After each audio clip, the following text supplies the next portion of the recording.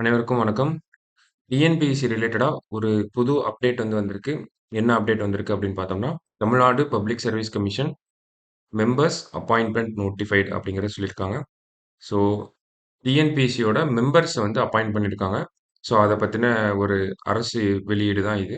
என்ன சொல்லியிருக்காங்க அப்படின்னா, under article 316 Class 1 of the Constitution of India, the Governor of Tamil Nadu hereby appoints the following persons as members of the Tamil Nadu Public Service Commission with effect from the date of assumption of charge for a period of 6 years or till they attain the age of 62 years, whichever is earlier அப்படிங்கிறத சொல்லியிருக்காங்க.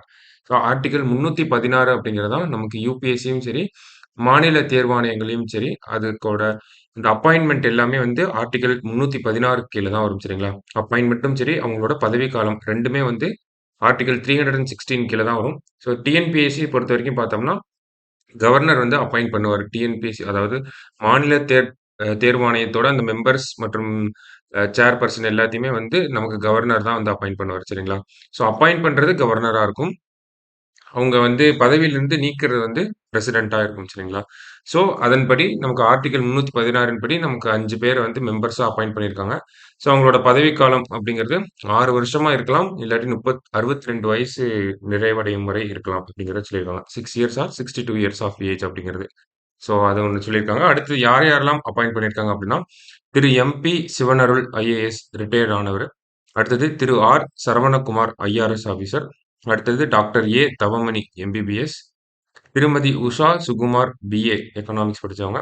அடுத்தது doctor R. Premkumar.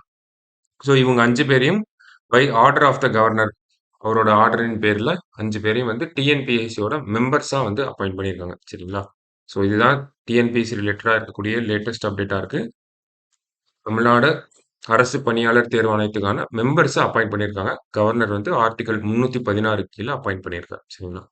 So இதுதான் இன்னைக்கு நம்ம பார்த்திருக்க TNPSC ரிலேட்டடா இருக்கக்கூடிய அப்டேட்டா இருக்கு. சரிங்களா? Thank you.